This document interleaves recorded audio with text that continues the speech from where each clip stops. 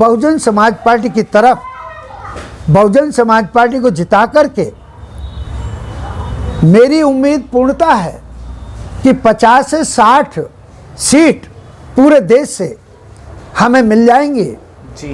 और वो सिद्धांत लागू हो जाएगा कि सरकार किसी की भी क्यों न हो बगैर बसपा के बनेगी नहीं। कांशीराम साहब का सिद्धांत लागू हो जाएगा।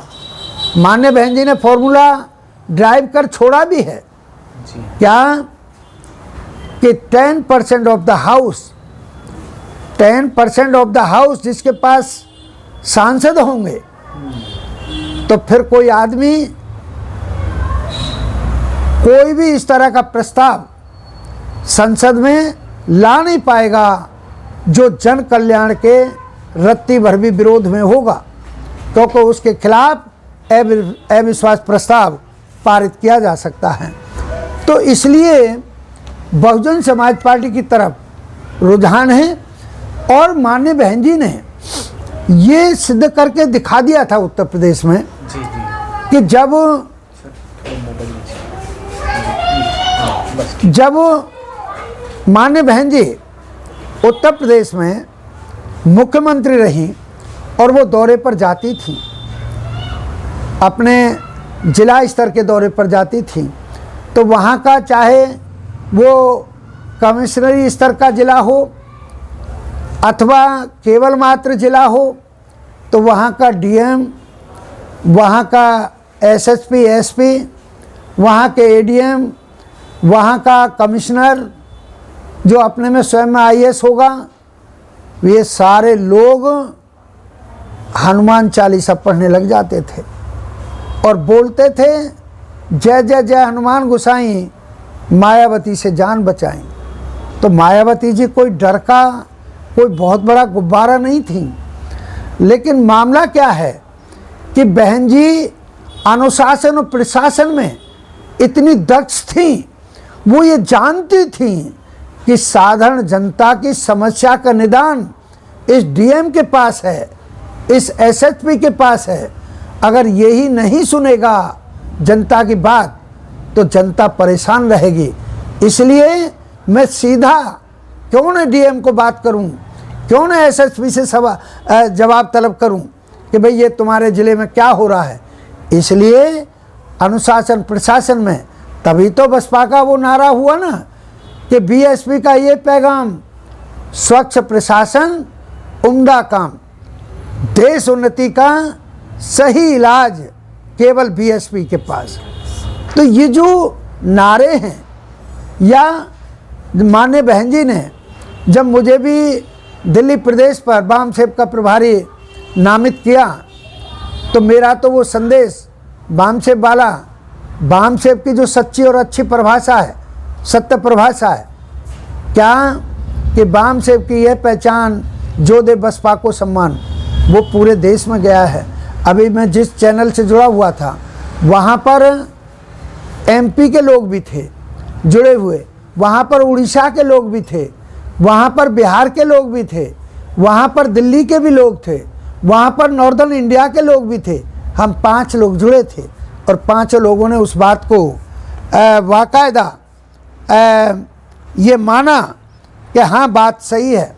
और देखिएगा उसी पॉलिसी के तहत हम लोगों ने दिल्ली में मानवर कांशीराम साहब का सिद्धांत पूरा लागू किया है। माननीय बहन जी के आशीर्वाद आदेश पर, और जो हमारे इधर मुख्य प्रभारी हैं डॉक्टर अशोक सिद्धार्थ जी, उनका पूरा फॉर्मूला लागू किया है। कौन सा? हमने यहाँ पर एक सीट पर आप जैसे ही पत्रकार महोदय को उम्मीदवार बनाया है, उत्तर पश्चिमी पर जी विजय बौद्ध जी को। हमने वहीं पर उत्तर पूर्वी दिल्ली से डॉक्टर मेडिकल कोर के डॉक्टर अशोक गौतम जी को उम्मीदवार बनाया है।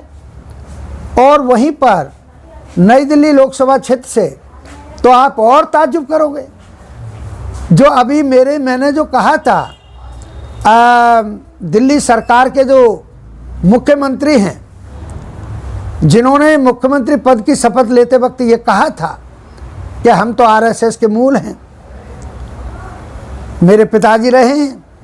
जी बिल्कुल, दिल्ली एमसीडी चुनाव जीतते ही जालंधर पर रहे हैं, शिवानी भिवानी के रहे हैं, और जिन्होंने शपथ ग्रहण मंच से जो नारा बोला था, कौन सा, जो इस तरह का जो नारा बोला था, तो आम जनता के लोग समझने लगे हैं। तो उन्होंने उनकी सरकार में रहे मंत्री राजकुमार आनंद साहब को, जिन्होंने ये कह करके उस दल को छोड़ा, अपना मंत्री पद छोड़ा कि आप पार्टी में समानता की बात नहीं है, बराबर का अधिकार नहीं है। जी बिल्कुल, वहाँ पर भी पूर्णतः अगर कहीं खुले खुले नहीं हैं तो अंदर अंदर जातीयता की बात है। और उन्होंने कहा भी है कि जितने सांसद हैं उनका रिकॉर्ड उठा करके देख लो, एक भी तो शेड्यूल कास्ट का नहीं है, एक भी शेड्यूल ट्राइब का नहीं है। तो ये जो सारी चीज़ें हैं, और तो और उन्होंने तो यहाँ तक भी कह दिया कि बैकवर्ड का भी नहीं है। लेकिन तो उन राजकुमार आनंद जी ने अपने मंत्री पद को छोड़ा, दोषारोपण करके छोड़ा, और दोष सिद्ध पब्लिक की समझ में आ रहे हैं। ऐसे पूर्व माननीय मंत्री को नई दिल्ली लोकसभा क्षेत्र से हमने चुनाव लड़ाने का काम किया है, और दो मुस्लिम समाज के लोगों को जो उत्तर प्रदेश में फॉर्मूला ड्राइव हो रहा है, यहाँ पर भी वही है। दिल्ली में भी मेरे इस्लाम मत के वोटर की तादाद कोई कम नहीं है। जी बिल्कुल, अनुसूचित जाति और जनजाति के वोटर्स की तादाद कोई कम नहीं है। और हम यहाँ पर भी वही तो चाहते हैं कि जो मोदी साहब चीखते चिल्लाते हैं, हिंदुस्तान पाकिस्तान हिंदू मुस्लिम, उसकी जो ईर्ष्या भाव नफरत का जो एक व्यवहार पैदा कर दिया है, और बीच में इस तरह का रवैया पैदा हो गया है, बहुजन समाज पार्टी उसको दूर करके भाईचारा पैदा करके उत्तर प्रदेश में भी मुस्लिम, SC ST के लोगों का, बैकवर्ड के लोगों का और सवर्ण समाज के समझदार लोगों का ताना बाना बुन करके जो उत्तर प्रदेश में भाईचारा पैदा किया है, ये फॉर्मूला तो 2019 में भी हुआ था, जब जिन लोगों के साथ हमारा समझौता था उनकी बिरादरी के लोगों ने उनके बिरादरी के कैंडिडेट को वोट कास्ट नहीं की थी। उसका उदाहरण गंगा को पार करें अनूपसर जिला बुलंदशहर से तो बदायूं लगता है, बदायूं में धर्मेंद्र यादव हार गए थे।